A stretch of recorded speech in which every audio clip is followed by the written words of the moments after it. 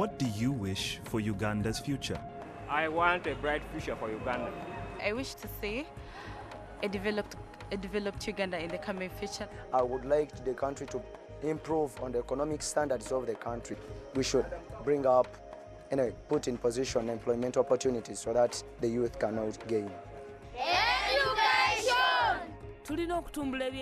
We need to make sure education is good and that classrooms are not overcrowded. I wish my children to be educated from primary, secondary, and even get a professional course. I wish for more supplies in our hospitals and more drugs. We need medicine to help children get well and more nurses at rural clinics. Our country needs stability and protection from rebel groups. Economy. I hope for a stronger farming sector to help with job creation and productivity. I would like the government to create a good market for our produce. We are growing many crops, but we don't have a market because of poor roads. Better roads will allow more transport of goods and crops around the country.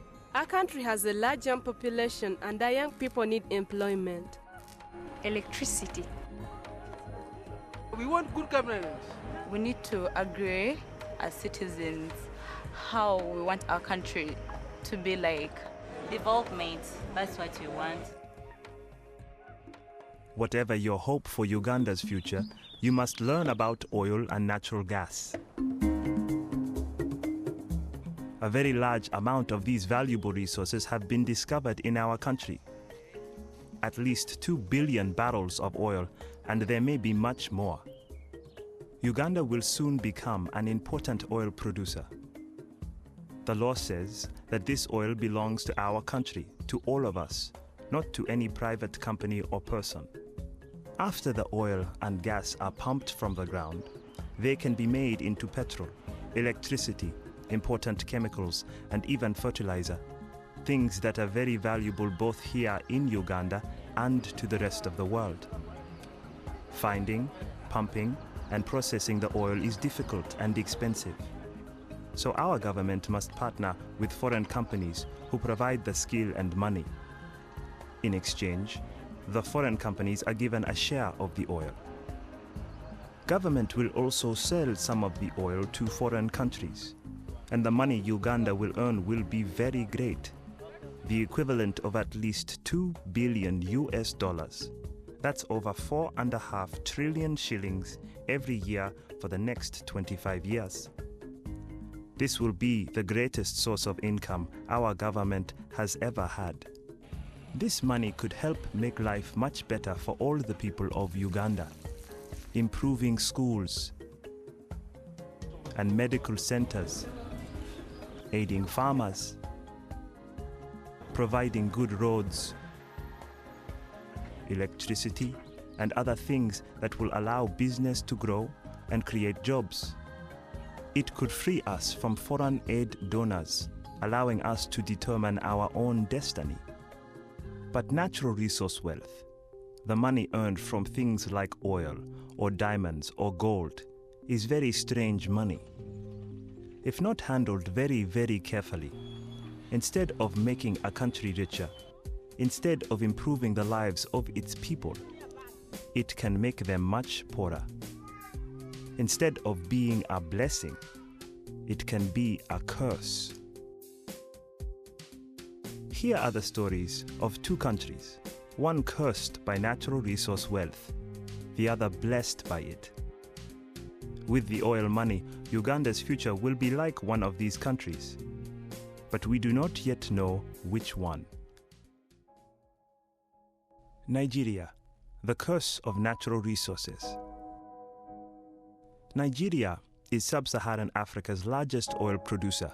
It has earned over $600 billion US from oil since the 1960s. During all this time, the people of the Niger Delta, the region where the oil is produced, have been promised that the oil would bring them a better life. But instead, it has brought sickness, poverty, and war. before the coming of oil, we had good fishes, good rich estuaries, good coastal land. We had fresh water that was floating, unpolluted, that our parents and our grandparents had. They were just living and they were getting by. And then this thing called oil came. In the Niger Delta, we have been colonized by the Nigerian elite, by the corporations. Even a kid in the village will know that he is starving because of the oil. No medical attention, no food commodities, no housing, no road, no electricity. There is absolutely nothing. It's 100% zero. We have about 369 oil spillages in a year in the Niger Delta. That is one every day. We don't know what we are going to leave for our children. They don't care about the human beings who are here. All they care about is the money they make. The situation that we find ourselves today was brought upon by the Nigerian government. Promises that were made by politicians were broken. Those promises were broken. The land and water in the Niger Delta have been poisoned by oil. It is now impossible to earn a living from fishing or farming. Clean water and electricity are rare, and hunger is widespread. With few clinics and schools, the sick go without medicine, and many have no chance to learn to read or write. The death rate for children is among the highest in the world.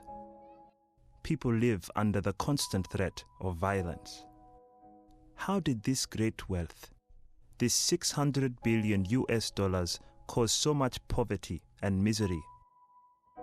What is it that causes the resource curse? The most important reason is government corruption. There is a very big difference between what oil companies paid to the Nigerian government and what the government says it received. According to a United Nations report, half or more of the country's natural resource money may have been stolen by a few big men. This corruption has weakened democracy and accountability. With the millions, the billions of dollars they have stolen, corrupt leaders are able to hire militias and bribe and threaten judges, election officials, members of parliament, and voters, so the people can never remove them at election time.